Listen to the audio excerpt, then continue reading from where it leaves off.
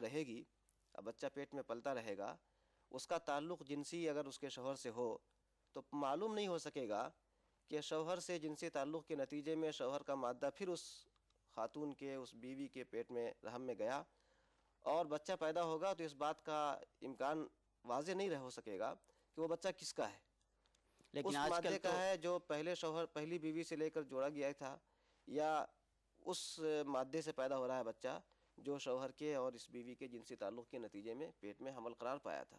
تو نسب واضح نہیں ہو سکے گا، وہ بچہ کس کا کہلائے، کس ماں کا، یہ واضح نہیں ہو سکے گا. لیکن آج کل تو ڈی این اے کے ذریعے بہت سارے مسائل حل ہو جاتے ہیں، اس طرح کے جو بہت پیچیدہ مسائل ہیں. سائنس نے تو ایسی ایجاد ہمارے سامنے سائنسی موجود ہیں جس سے یہ سب مسائل حل ہو جاتے ہیں، جیسے ڈی این اے کے ذریعے. نہیں، ڈی این اے ٹیسٹ کے ذریعے تو اس وقت حل ہوگا جب بچہ دونوں پیدا ہو یا کوئی ایک پیدا ہو اور اس کو یہ کیا جائے، ٹیسٹ کے ذریعے دیکھا جائے. لیکن ڈی این اے ٹیسٹ سے تو یہ معلوم ہوگا نا کہ اس مرد کے نطفے سے پیدا ہوا ہے.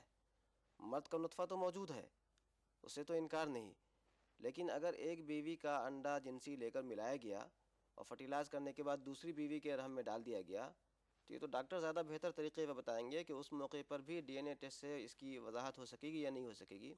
لیکن نسب کا اختلاط پیدا ہو جاتا ہے، نسب میں خلط ملط شبہ پیدا ہو جاتا ہے. اگر یہ سائنس بالکل دو دو چار کی طرح اگر یہ واضح کر دیتی ہے کہ نہیں، مرد کا نطفہ ہے اور فلاں بیوی کا جو ہے اس کا انڈا ہے، تو پھر کیا اسلامی شریعت اس بات کی اجازت دیتی ہے؟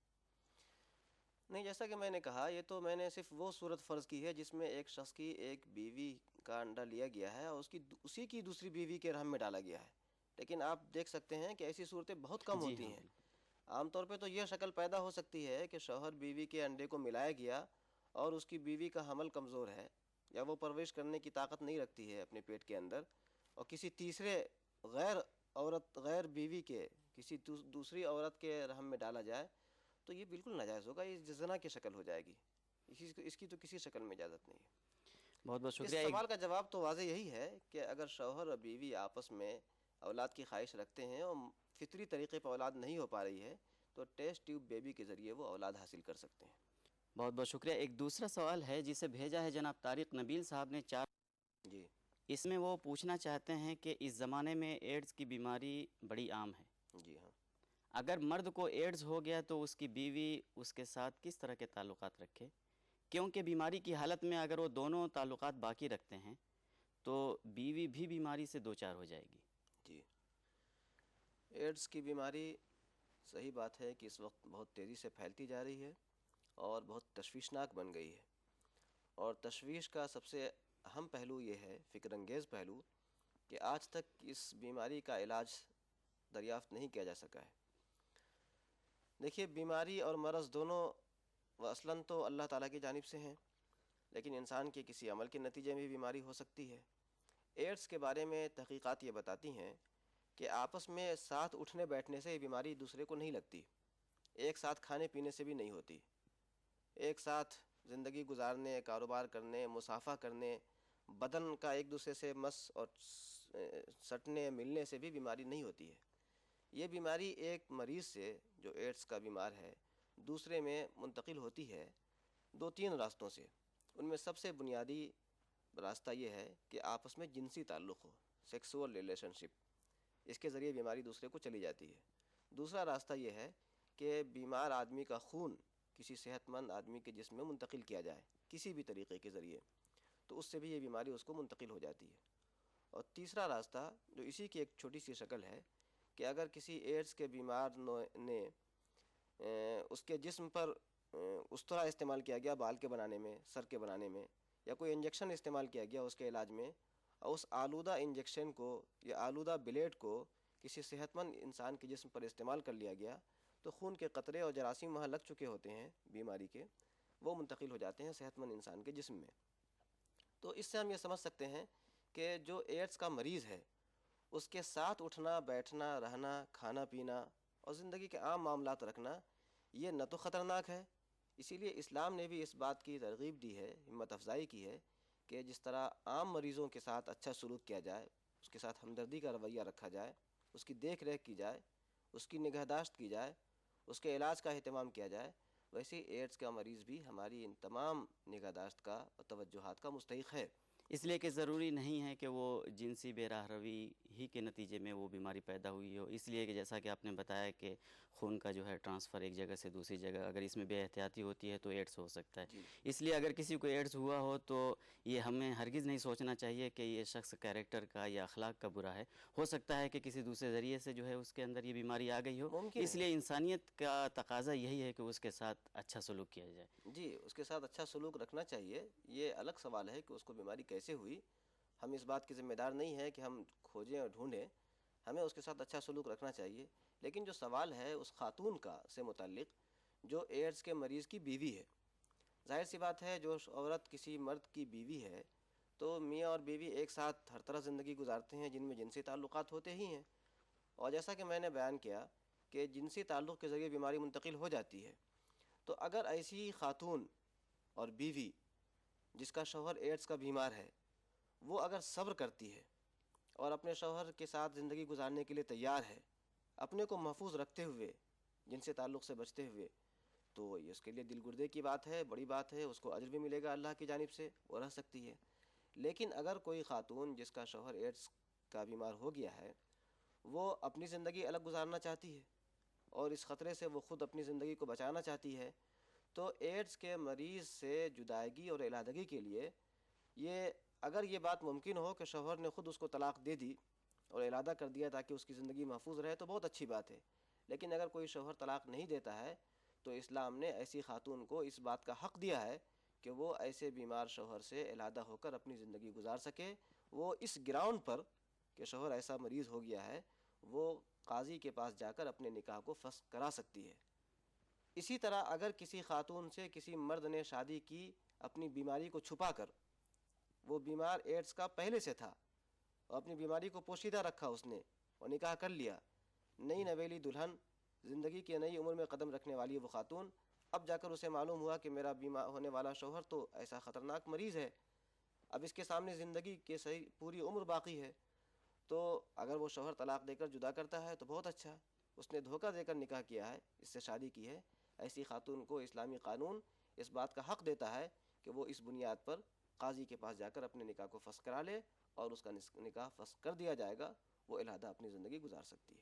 ہم دیکھتے ہیں کہ آج کل مختلف جگہوں پہ بینر لگے ہوئے رہتے ہیں اور یہ لکھا ہوا ہوتا ہے کہ ایڈس سے بچنے کے لیے یہ طریقے ہیں، لیکن میں یہ سمجھتا ہوں کہ جو بنیادی جو ایڈس سے روکنے کی چیزیں ہیں یہ کہ اخلاق کی تعلیم دی جائے اور صحیح اصول بتائے جائیں کہ ایک انسان کے ساتھ دوسرے ایک محرم اور غیر محرم کے ساتھ کیا اسلامی یا انسانی نقطہ نظر سے اس طرح کا کیا تعلق ہونا چاہیے۔ ہم دیکھتے ہیں کہ پہلے تو اس چیز کی اجازت دی جاتی ہے، جیسے مخلوط تعلیم ہے، پہلے تو اس کی اجازت دی جاتی ہے، اس کے بعد جب یہ بیماری پیدا ہوتی ہے تو اس کے بعد جو ہے یہ کہا جاتا ہے کہ ایڈس سے بچنے کے لیے جو ہے یہ چیزیں ہیں، تو وہاں پر کیوں نہیں زور دیا جاتا جہاں سے یہ بیماری شروع ہوتی ہے؟ اسلام اس سلسلے میں کیا ہماری کوئی رہنمائی کرتا ہے؟ جی بہت اہم بات آپ نے سامنے لائی ہے۔ اسلام بنیادی طور پر اس بات کی ترغیب دیتا ہے، تاکید کرتا ہے، اس کی اہمیت بیان کرتا ہے کہ انسان جنسی طور پر بے راہ رو نہ ہو، وہ ہمت افزائی کرتا ہے اس بات کی کہ انسان جب شادی کی عمر کو پہنچ جائے تو اس کی شادی کر دی جائے تاکہ وہ پاک صاف ہو کر زندگی گزارے، اس کی زندگی پاکیزہ ہو۔ جیسا کہ آپ کو معلوم ہے اور دنیا کی تحقیقات بھی بتا رہی ہیں کہ عام طور پر یہ بیماری جنسی بے راہ روی کے نتیجے میں پیدا ہوتی ہے، اس لیے اس بیماری سے اپنے سماج کو، اپنے ملک کو، اور پوری دنیا کو، پوری انسانی آبادی کو بچانے کے لیے اس بات کی سخت ترین ضرورت ہے کہ بے راہ روی کو روکا جائے اور جنسی تعلقات صرف جائز حدود کے اندر، جائز دائرے کے اندر میں اپنی جائز بیوی کے ساتھ ہی رکھا جائے۔ اگر شادی نہیں ہوئی ہے تو آؤٹ آف دی میرج، شادی سے، نکاح سے باہر جنسی تعلق قائم نہ کیا جائے، اس سے یہ بیماری ختم بھی ہوگی، کم بھی ہوگی اور نئے صحت مند لوگ بیماری سے محفوظ رہیں گے۔ بہت بہت شکریہ ناظرین، اسی کے ساتھ آج کا دینی سوال و جواب کا پروگرام یہیں ختم ہوتا ہے۔ اگر آپ بھی چاہتے ہیں اس پروگرام میں شامل ہونا تو ہم تک خطوط بھیجیں۔ ہمارا پتہ ہے دینی سوال جواب، E T V Urdu, Ramoji film city, Hyderabad 501-512۔ E mail سوال جواب 123@yahoo.co.in۔ اور کل انشاءاللہ اسی وقت آپ سے پھر ملاقات ہوگی۔ تب تک کے لیے نسیم اختر کو اجازت دیں۔ خدا حافظ۔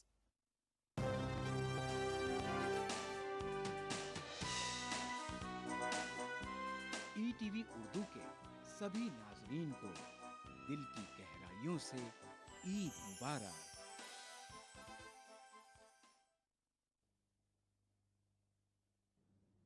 अल्हम्दुलिल्लाह रब्बिल आलमीन वस्सलातु वस्सलामु अला रसूलिल अमीन व अला आलिहि व सहबिहि अजमाइन। अम्मा बाद, सबसे पहले मैं आप लोगों को इस्लामी तहिया करता हूँ। अस्सलामु अलैकुम व रहमतुल्लाहि व बरकातुहू। दर्स हदीस से पहले मैं मुनासिब समझता हूँ कि इल्म हदीस से मुताल्लिक़ चंद बातें आपके सामने अर्ज़ कर दी जाएँ। इल्म हदीस, जिसे आप मुस्तलह हदीस कह सकते हैं या अंग्रेज़ी ज़बान में आप उसे साइंस ऑफ हदीस कह सकते हैं, ये इल्म क्या है, कब से वजूद में आया, इसकी ज़रूरत क्या कब पड़ी और ये कितना अहम है, इस सिलसिले में मुख्तसरन मैं आपके सामने चंद बातें अर्ज़ करूँगा। अल्लाह के नबी करीम सल्लल्लाहु अलैहि वसल्लम की वफ़ात हुई और आपने उम्मत को दो चीज़ें अता की। पहली चीज़ कुरान मजीद थी, जिसकी हिफाजत अल्लाह तबारक व तआला ने ख़ुद अपने ज़िम्मे ली और फरमाया, इन्ना नहनु नज़्ज़लना ज़िक्रा व इन्ना लहू लहाफ़िज़ून। यकीनन हमने ज़िक्र नाजिल किया है और हम ही उसकी हिफाजत करेंगे। आप तारीख़ का जायज़ा लीजिए कि नुज़ूल क़ुरान से लेकर अब तक क़ुरान की हिफाजत के सिलसिले में किसी को कोई शक व शुबा नहीं पैदा हुआ। बेशुमार हुफ़ाज़ आपको मौजूद मिलेंगे, कुरान मजीद के नुस्खे आपको जो है मुहैया मिलेंगे, हर ज़बान में उसका तर्जुमा आपको अल्हम्दुलिल्लाह मौजूद मिलेगा। अल्लाह के नबी करीम सल्लल्लाहु अलैहि वसल्लम को जहाँ कुरान दिया गया, वहीं दूसरी चीज़ अल्लाह तबारक व तआला ने ख़ुद कुरान मजीद के ज़रिए आपको अता की और फरमाया, व अंज़लना इलैका ज़िक्रा लितुबय्यिना लिन्नासि मा नुज़्ज़िला इलैहिम। और हमने आप पर कुरान मजीद को नाजिल किया है ताकि आप उसकी वजाहत करें, उसका बयान करें जो आप पर नाजिल किया जाता है। तो ये बयान, ये तफसीर, जिसे हम हदीस के नाम से जानते हैं। और कुरान मजीद में जहाँ ज़िक्र का लफ्ज़ है, जब हम वजाहत में जाते हैं तो हमें मालूम होता है कि ज़िक्र का लफ्ज़ कुरान और हदीस दोनों के लिए शामिल है। अल्लाह के नबी करीम सल्लल्लाहु अलैहि वसल्लम की अहादीस अल्लाह तबारक व तआला के फज़ल व करम से महफूज हैं। अल्लाह तबारक व तआला ने उसके लिए ऐसे उलमा पैदा किए, ऐसे अशख़ास पैदा किए जिन्होंने अपनी सारी ज़िंदगी इस पर वक़्फ़ कर दी और उस कुरान मजीद की हिफाजत के साथ साथ हदीस नबविया की भी हिफाजत का ज़िम्मा अल्लाह तबारक व तआला ने ख़ुद इस आयत के ज़रिए लिया। आइए हम देखें कि अल्लाह के नबी करीम सल्लल्लाहु अलैहि वसल्लम के ज़माने में क्या अहादीस लिखी जाती थी या नहीं। हमें बेशुमार रवायत मिलती हैं, साथ ही साथ हज़रत अबू बकर रज़ियल्लाहु तआला अन्हु से हमें ये बात मिलती है कि आप अहादीस का कम लिखना पसंद फरमाते थे। उसकी वजह ये थी कि उस दौर में लिखने के जो ज़राए थे महदूद थे, लिमिटेड थे, इसलिए सहाबा इकराम अहादीस को कम लिखा करते थे। और दूसरी वजह ये भी थी कि कहीं ये अहादीस कुरान मजीद की आयत के साथ गलत मलत ना हो जाए। लेकिन इसका मतलब ये नहीं है कि सहाबा इकराम अहादीस नहीं लिखा करते थे और सहाबा इकराम अहादीस पर तवज्जो नहीं देते थे। अहादीसें लिखी जाती थी लेकिन बतौर एहतियात उसका रिवाज कम था, सीनों में महफूज थी। बहुत सारे सहाबा इकराम को अहादीस याद थी और अहादीस की सही और ज़ईफ़, जो हम और आप ये एतराज़ करते हैं कि अहादीस के सही और ज़ईफ़ का ये सिलसिला बाद की पैदावार है। हज़रत उमर रज़ियल्लाहु तआला अन्हु की सीरत में एक वाक़या आता है कि हज़रत उमर रज़ियल्लाहु तआला अन्हु के दरवाज़े पर एक सहाबी आए और उन्होंने जो है दस्तक दी, सलाम अलैकुम कहा, अंदर से कोई जवाब नहीं आया। दूसरी बार जो है सलाम किया, अंदर से कोई जवाब नहीं आया। तीसरी बार सलाम किया, कोई जवाब नहीं आया और वो वापस चले गए। और बाद में हज़रत उमर से जब शिकायत की तो आपने फरमाया कि अल्लाह के नबी करीम सल्लल्लाहु अलैहि वसल्लम की हदीस है कि अगर 3 बार सलाम करने पर जवाब न मिले तो वो शख्स वापस जा सकता है। हज़रत उमर ने कहा या तो तुम गवाह पेश करो کہ یہ حدیث تم نے اللہ کے نبی کریم صلی اللہ علیہ وسلم سے سنی ہے یا پھر ہم اس کے لیے کوئی سزا تجویز کریں گے. لہٰذا وہ صحابی نے حدیث کی صحت پر جو ہے گواہی پیش کی. تو حدیث کی صحت و ضعف کا یہ سلسلہ صحابہ کرام کے زمانے سے چلتا آیا. مستقل جو کتاب اس حدیث علم حدیث پر یا سائنس آف حدیث پر لکھی گئی، سب سے پہلی کتاب امام شافعی رحمہ اللہ کی تھی، جس کا نام الرسالہ ہے. رسالہ میں انہوں نے جو ہے حدیث کی صحت اور ضعف پر چند بنیادی باتیں لکھی کہ کس طرح جو حدیث کو صحیح اور ضعیف قرار دیا جائے گا. اس کے بعد دھیرے دھیرے علم ترقی کرتا گیا، اور اس علم کی جب گہرائی میں آپ جائیں گے تو آپ جو ہے وہ عجیب جو ہے احساس ہوگا کہ یہ کون لوگ تھے، کیسے لوگ تھے جنہوں نے اتنی معمولی باتوں کا اعتبار کیا. حدیث کی صحت اور ضعف میں دیکھا کہ کوئی راوی اپنے گھوڑے کو مار رہا تھا تو محدثین نے کہا کہ ایسا شخص جو جانوروں پر ظلم کر سکتا ہے وہ جو ہے اللہ کے نبی کریم صلی اللہ علیہ وسلم کی حدیث کو صحیح نہیں بیان کرے گا، اس میں جو ہے وہ دھوکہ دے سکتا ہے.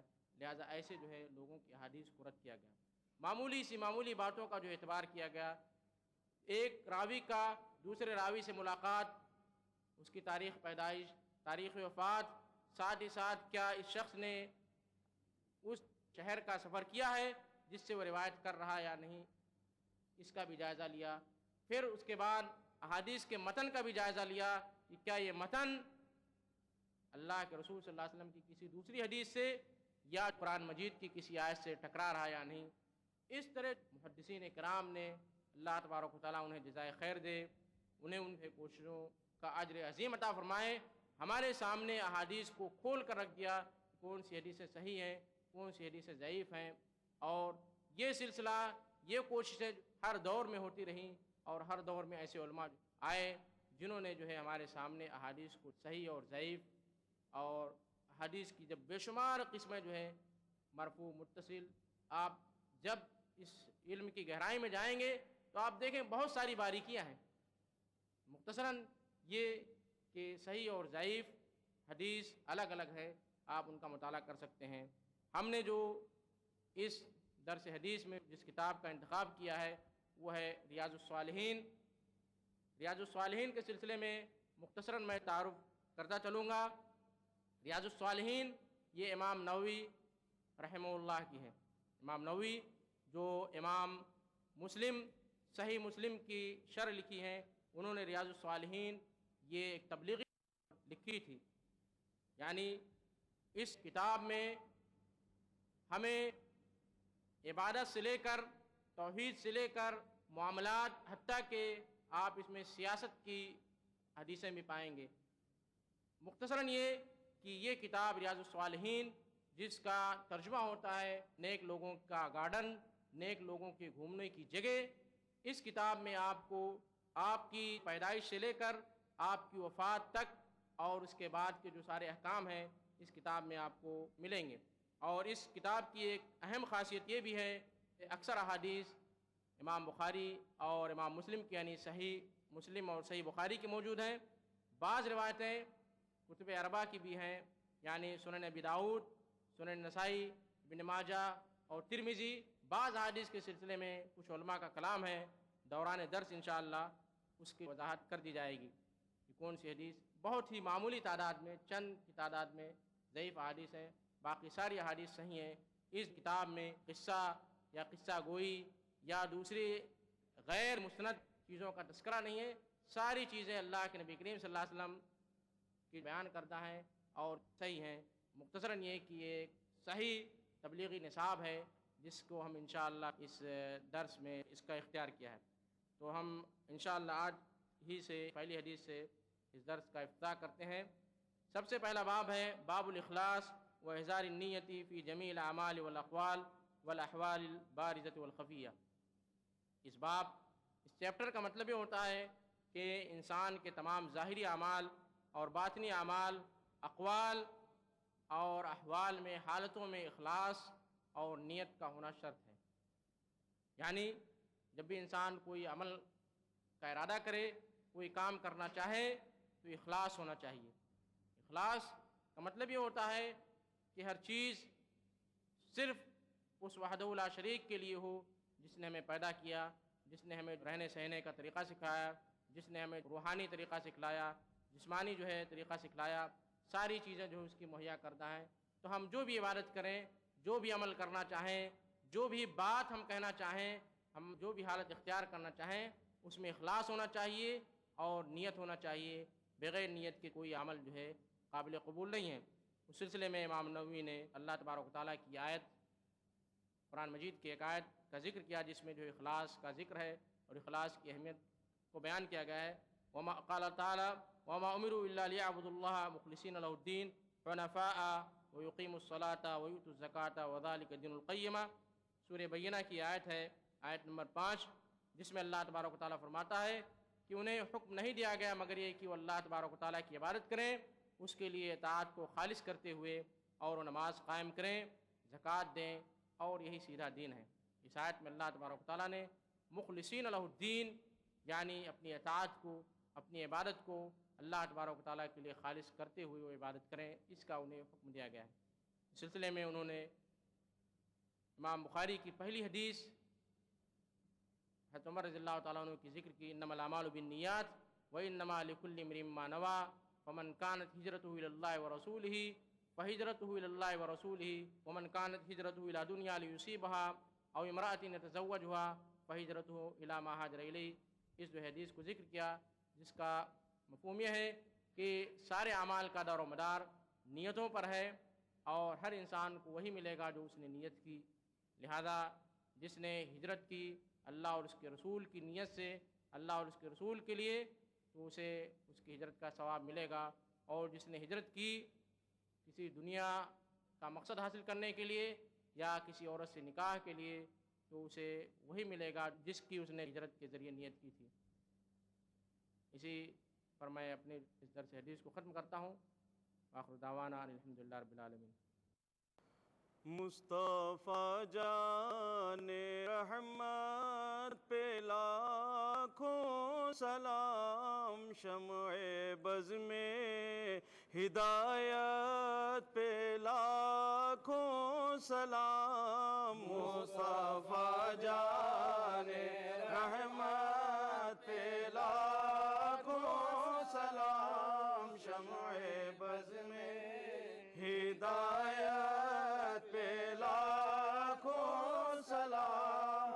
جس سہانی گھڑی چمکا طیبہ کا چاند، اس دل افروز ساعت پہ لاکھوں سلام. مصطفیٰ جان رحمت پہ لاکھوں سلام، شمع بز میں ہدایت پہ لاکھوں سلام.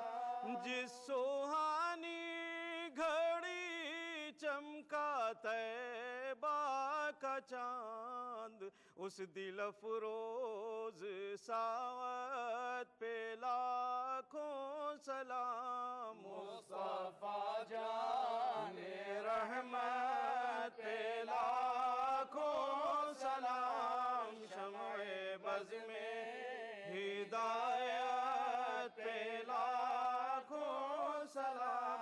شہر یار ایرم تاجدار حرم، نو بہار شفاعت پہ لاکھوں سلام. مصطفیٰ جان رحمت پہ لاکھوں سلام، شمع بز میں ہدایت پہ لاکھوں سلام. شہر یار ایرم تاجدار حرم، نو بہار شفاعت پہ لاکھوں سلام. مصطفیٰ جان رحمت پہ لاکھوں سلام، شمع بز میں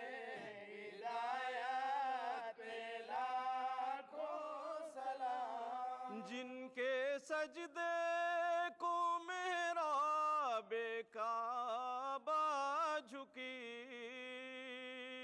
ان بھووں کی لطافت پہ لاکھوں سلام مصطفیٰ جان رحمت پہ لاکھوں سلام شمع بز میں ہدایت پہ لاکھوں سلام جن کے سجدے کو محراب کعبہ جھکی ان بھووں کی لطافت پہ لاکھوں سلام مصطفیٰ جان رحمت پہ لاکھوں سلام شمع بز میں ہدایت پہ لاکھوں سلام جس طرف اٹھ گئی دم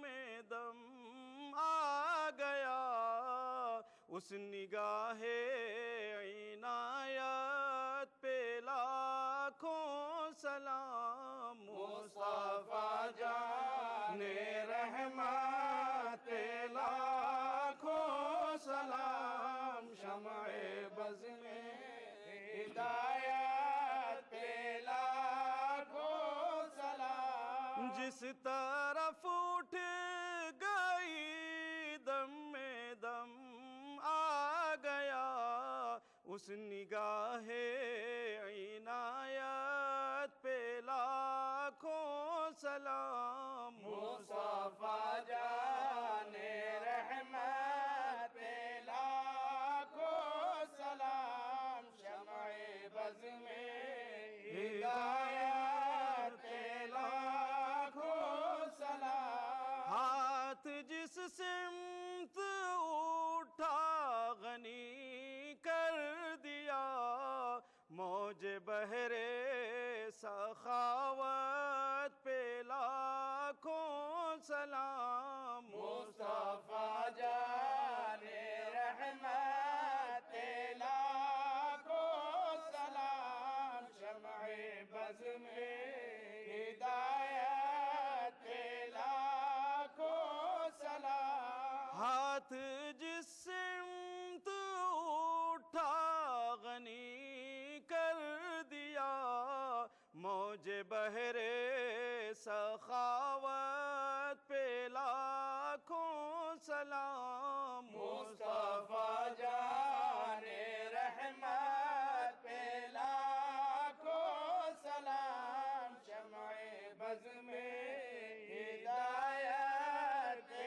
لاکھوں سلام جن کے سجدے کو محراب کعبہ جھکی ان بھووں کی لطافت پہ لاکھوں سلام مصطفیٰ جان رحمت پہ لاکھوں سلام شمع بز میں ہدایت پہ لاکھوں سلام ایک میرا ہی رحمت پداوا نہیں شاہ کی ساری امت پہ لاکھوں سلام مصطفیٰ جان رحمت پہ لاکھوں سلام شمع بز میں ہدایت پہ لاکھوں سلام جس طرف اٹھ گئی دم میں دم آ گیا اس نگاہ عنایت پہ لاکھوں سلام مصطفیٰ جان رحمت پہ لاکھوں سلام شمع بز میں ہدایت پہ لاکھوں سلام مجھ سے خدمت کے قدسی کہیں ہاں رضا مصطفیٰ جان رحمت پہ لاکھوں سلام